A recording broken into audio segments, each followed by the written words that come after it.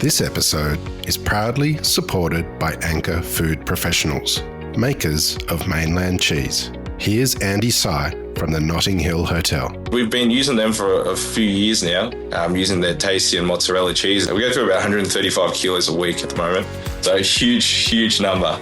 So we use it for our garlic bread, our pizzas, our parmas, our bechamel, our cheese sauce for our croquettes and arancini, throughout our lasagnas, anywhere we can really. It's such a good product. You know, having the freshest chips to your fresh chicken to a freshly crumbed schnitzel and topping up with a really high quality cheese is amazing. For more information, go to anchorfoodprofessionals.com. I'd like to acknowledge Australia's First Nation people as the traditional custodians of the land, and for this episode in particular, the Gadigal people. I pay my respects to their elders past, present and emerging.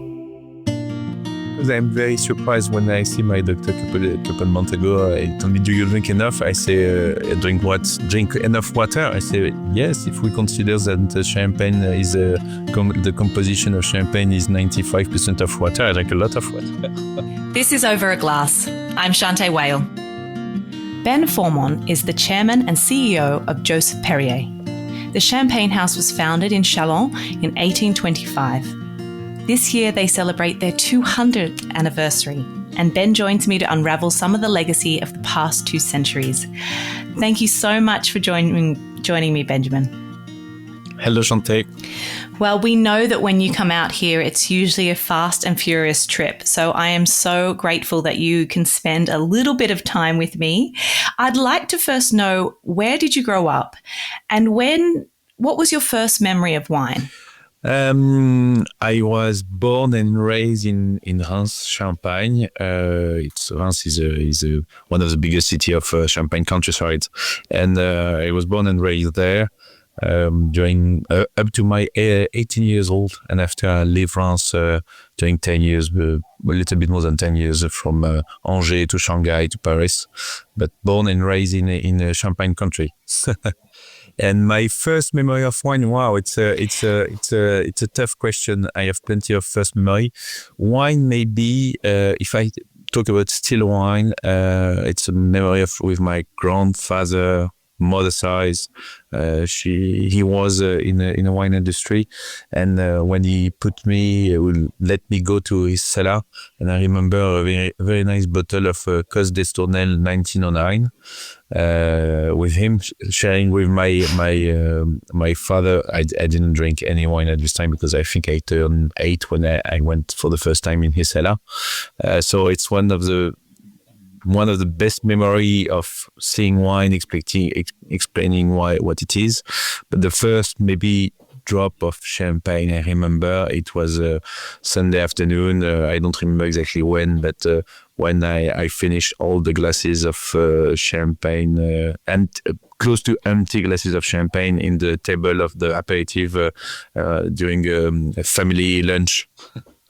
So it was my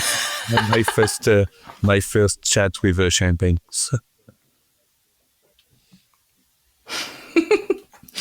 Well, now that's not the sophisticated first experience I expected from you, but very, very real. And I thank you for that. I have always been someone that said, I will drink champagne warm. I will drink champagne flat. I will drink it any way I can get it. So we have that in common. Now, your history before you started working with your father and with working with Joseph Perrier was actually in sales. Tell me a little bit about that part of your life. I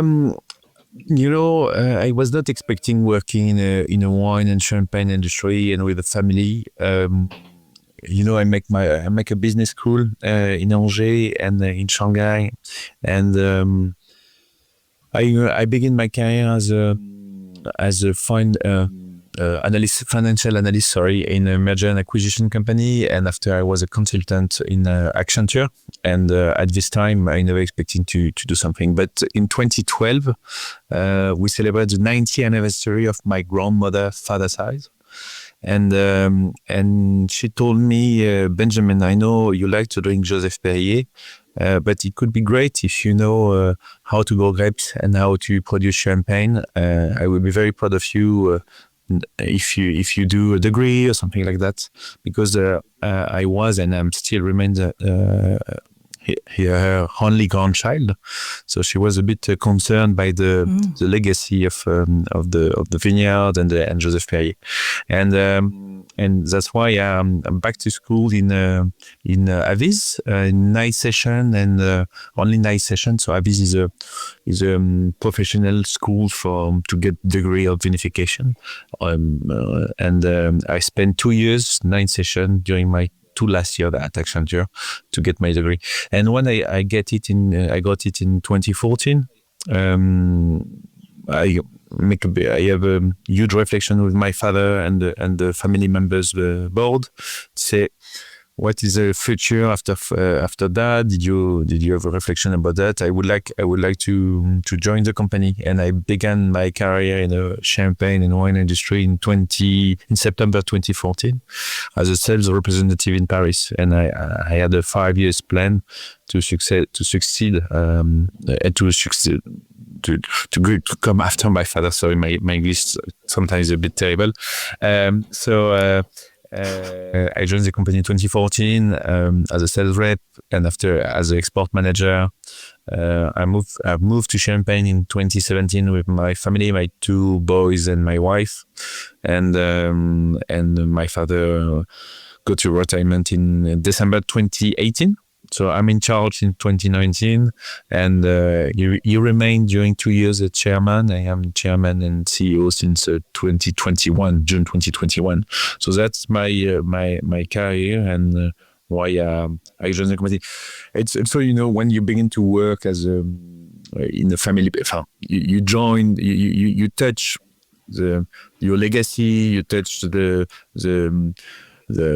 agriculture, viticulture, etc. When you put a feet back to Champagne, I didn't want to stop, and the life and the passion is so sweet in Champagne. So I love it, and I love my job.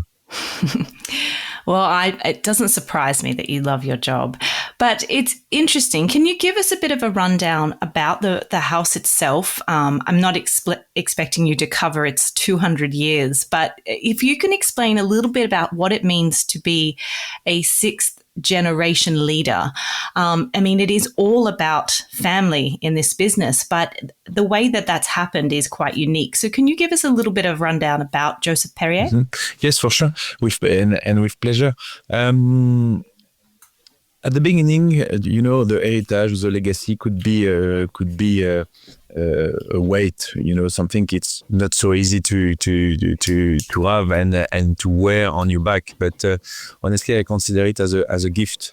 It's a gift because nowadays, when I wake up every morning, I remember what all the previous generation achieved, and I want to achieve better, or to improve the quality of Joseph Perrier, to improve the name of the house, to help the house to shine more. So it's my goal.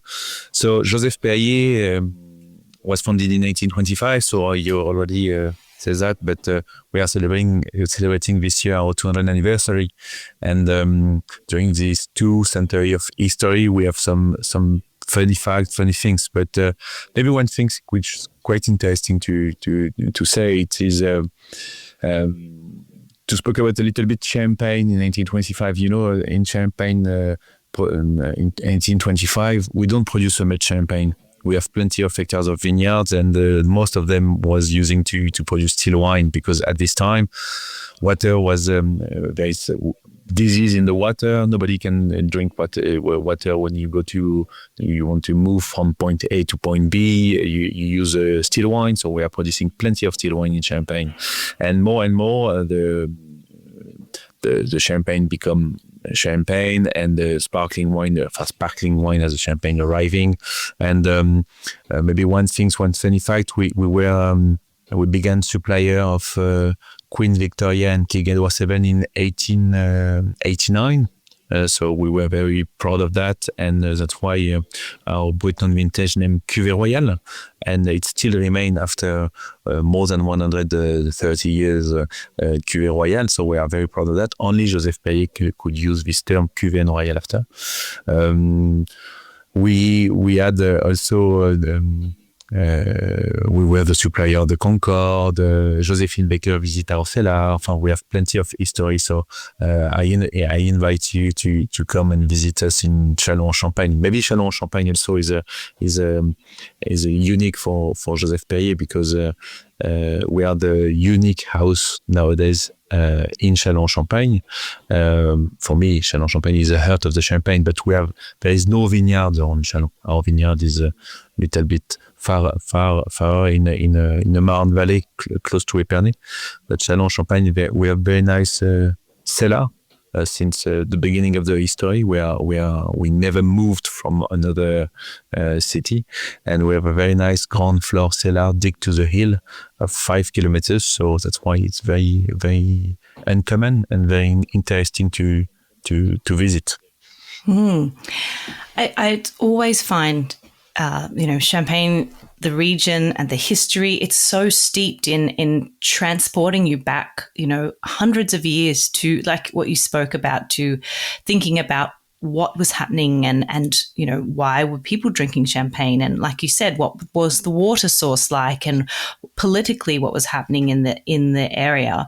But in the Marne department, Châlons Champagne is somewhere where we don't hear as much about, and it's fascinating to have you here to explain a little bit about that. Tell me now, tell me a little bit about how your father got involved in the business. I believe he was one of the first to release your prestige cuvée, the Cuvée Joséphine. Is that right? Yes. But my father arrived in the business in 1978. He ran the business during 40 years. Make a transition with Georges Pitois, his uncle, during a couple of years. And yes, my father during his period of 40 years, especially at the beginning, he decided to launch a special cuvée. At this time, Joseph Perrier had on the range, not our Cuvée Royale Brut, but also a cuvée named Goût Américain, which is like a sweetie champagne, a rosé, and a blanc de blanc, and a vintage. So, it was the beginning, between 60s to 90s. All the champagne producers try to have a top cuvée. If you remember, in 1950, Dom Pérignon, the cuvée, the top cuvée of Moët & Chandon was Dom Pérignon. Nowadays, it's a brand outside Moët. It's still owned by LVMH and by Moët, but at this time, it was a special cuvée of Moët. Laurent Perrier at Grand Siècle. So that decided to search how he can produce a very nice cuvée or icon for Joseph Perrier. And he has in his office an old magnum of Joséphine Perrier wedding. Joséphine Perrier was the daughter of Joseph Perrier, and when she married in 1847. Her father decided to call a painter of Châlons Champagne to make a special design for her wedding on magnums. And when Dad decided to launch a special cuvée, he said, we have this empty magnums. It could be interesting for the story. And so he decided to make a copy of his design, engrave on the bottle, and created Joséphine. The pitch of Joséphine at this time, that say, we will produce the best champagne, only the best year, with a 50% Pinot and 50% Chardonnay style. What it is, at the beginning, the first vintage 82 was a majority of Pinot, especially because Chardonnay at this time was very, very expressive. There's a lot of acidity in Chardonnay, so Chardonnay you have to use with, and especially it's a little bit more complicated in the 80s to get the maturity on Chardonnay compared to Pinot. The first vintage was 82, second 85, 89, 90, 95, 98, 02, 04, 08, 12. And we have on the market actually the 11th opus of Joséphine, which is Joséphine 2014. And that's quite funny because now Joséphine have the biggest bigger part of Chardonnay, especially on 14. There's a lot of finesse, but Chardonnay is much more. The Pinot nowadays is stronger in terms of a flavor, and Chardonnay is a little bit less acidic than the past. So to combine a very strong Pinot, you need a little bit more Chardonnay. Chardonnay brings the minerality, the finesse and elegance, when Chardonnay bringing the structure of the wine. So it's only the base grapes, the best years, the best grape what it is. It's only 3 to 4 village maximum on the black grapes Pinot Noir. So normally you always have some Bouzy en Bonnet, Vertu Berger, Vertu Sassy, and Cumière. It depends of the year. It depends of the maturity of the plot we used. And for Chardonnay is Chouy, Avis, Le Ménil, and Cumière. So normally it's 3 to 4 village every vintage. So only first and Grand Cru grapes inside. And it's a nice wine. And the 2014 Josephine is at the top, actually.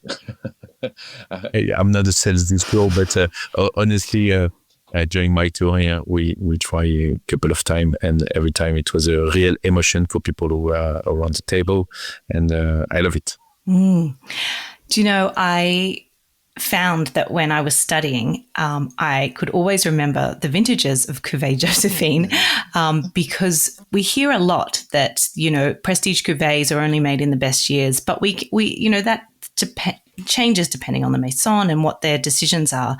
But Cuvée Josephine has only been made in the very best vintages. And I always found it very easy to remember because they were the top vintages. And I thought, you know, there's only been 11th releases since 1982. That's truly remarkable and a testament to the quality of the house, I think. Well, oh, thank you. Yes, it is the line my father decided to give to this cuvée, and it will not change in the future. Maybe I made some other change, but this one will remain the same, because it's if you want to produce the best wine, you need the best grapes and the best year. That's for sure. Even if the chef de cave, I like to say, you know, to produce a good champagne, you need 3 things. The first thing is, first and foremost, is to have good grapes, for sure. The second one is to have a good chef de cave or good enologue. Your enologue or your chef de cave is one of the major pieces of a house. Where at Joseph Perrier, it's a woman, it's Nathalie. So Nathalie have to have the vision of what could be the wine in 5, 8, 10 years on the list. So it's a very complicated job. And last things you cannot buy, it's time on the list. To aging wine is aging champagne is very important. I couldn't have said that better myself. Now, you talked a little bit about your fruit. 30% of your fruit is from your own estates in the Marne, and then 70%, I believe, is from some, you know, wonderful relationships you have with growers. But I believe you've done some work in kind of reducing herbicides and insecticides. Patrick Martin is your chef de viticulture, and he's been with the company for quite some time. Is that right? Yeah, that's right. But I can give you a real news on that. Patrick Martin is retiring now since a couple of months. We're just beginning to communicate to the new guy. Patrick Martin spent 42 years in the company, and his right hand is Lorenzo Diwi. And he's working for Joseph Perrier in 22 years. So we have a long relation. We have a very great long-term relationship with the grower we are working with, but also in the Joseph Perrier family and employee, it's a long-term relationship. So we have a good continuation, and they are working. Patrick still remain as a consultant, head advisor for Lorenzo actually, but he's now a little bit more on the Riviera coast of France and a little bit less in Champagne. Well, good for him. And that kind of insight into your sites is, you know, irreplaceable, but we do need to move with the times. And as we know in this economy, it is incredibly important to stay relevant and to keep up to date. I think that's, you know, something you see with with Natalie coming on board in 2017, there's also been some changes made to the Cuvée Royale Rosé as well. How important is it to be listening to what the consumers are wanting to drink, but also stay true to your history? But Natalie made a big change. There is two. Natalie, when she arrived in 2017, she tasted all of our wine in the cellar, all the cuvée we have, all the blending we made. And when she arrived, it was quite tough for her because she arrived after 4 generations of family chef de cave at Joseph Perrier. So it was 4 generations of their family. When she arrived in 2017, there is a recipe for our cuvée. To produce a Breton vintage, it's always this village, and we use 20 or 25% of reserve wine from this and this vats, etc. It's like that, and it's good. So Natalie don't say anything about that, but when she come and see us before accepting the post, she say, okay, I understand the way of thinking of your non-vintage brut, non-vintage brut, blanc de blanc, etc. Also for vintage, etc. Okay, no problem, Josephine, easy to understand. But the rosé, we have at this time 2 rosé on our list at this time, 1 rosé vintage and 1 Cuvée Royale rosé, and she decided to make a huge change on rosé, and I would remember all my life because she come and see Dad and me and say, okay, is it a problem if I change something on your rosé? The answer of that was quite funny because it was to say, Natalie, you do what you want. I don't like rosé, so at all. So if you want to change everything, and during all my training part with Dad, it was funny because when we traveled together to see some, especially in UK, we traveled together, and I arrived. Every time when the rosé have to be pour and presented, they say, okay, Benjamin, maybe it's your time to present the rosé. Or maybe, or I will present the rosé. So rosé is nice, good for very gourmand, a lot of gourmandise. Santé. That's only the only things he told. So that's funny. When Natalie arrived, she made a major change, which was to put the rosé in the line of our non-vintage, which is more freshness, more for aperitif, not too heavy, and with a nice note of small red berry notes. So first thing she made, she do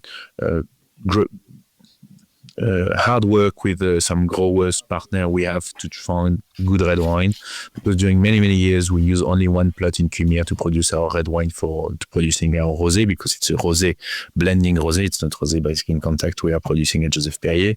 So nowadays we have 4 new growers at Joseph Perrier, which is 1 in Bouzy, 1 in Ambonnet, 1 in Vertu, and 1 in Lérissé, specialist of red wine, producing Pinot to produce good Pinot to produce good red wine, which is not the same to produce good champagne.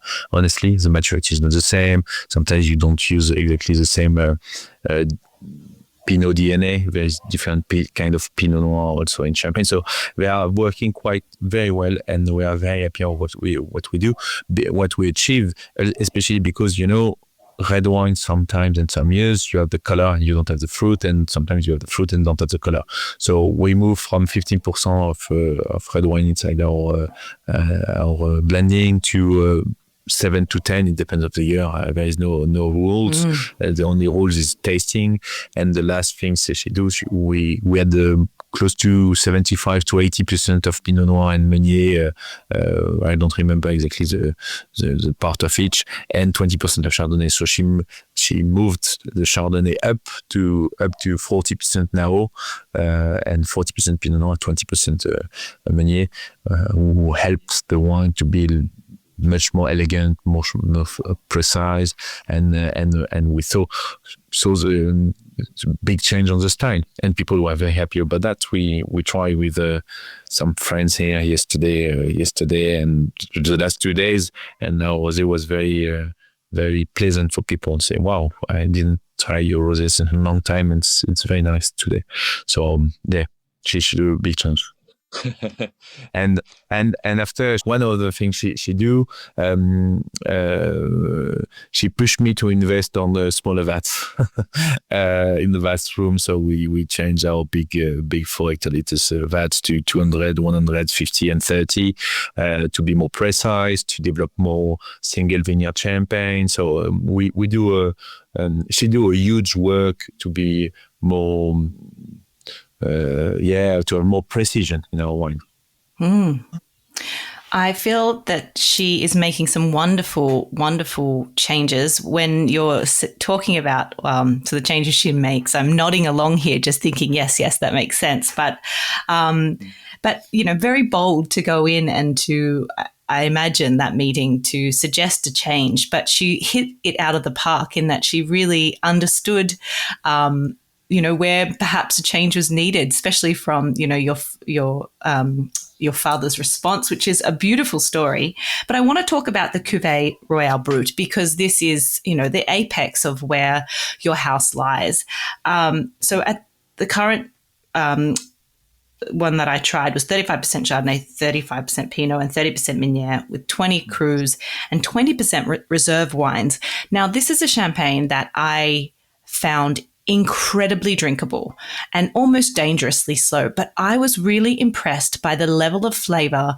But then I don't know where the dosage lied, but it felt very dry to me, but in a beautiful way, because there was, and I thought that has to be from all that incredible reserve fruit, reserve wine, but then this beautiful kind of crystalline line, and then just this dryness that for me makes me think of a champagne I want to drink at breakfast, at lunch, and at dinner, and then after dinner as well. Okay, maybe Shanteh, you are my best brand ambassador for Australia. We will work together. No, it's difficult to add something about that. No, Nathalie, for the Cuvée Royal Brut non-vintage, it's a long way to achieve what we achieve today. It's a long way because you cannot change the style of a house. The only thing you cannot change abruptly. So what she made, we had by the past more.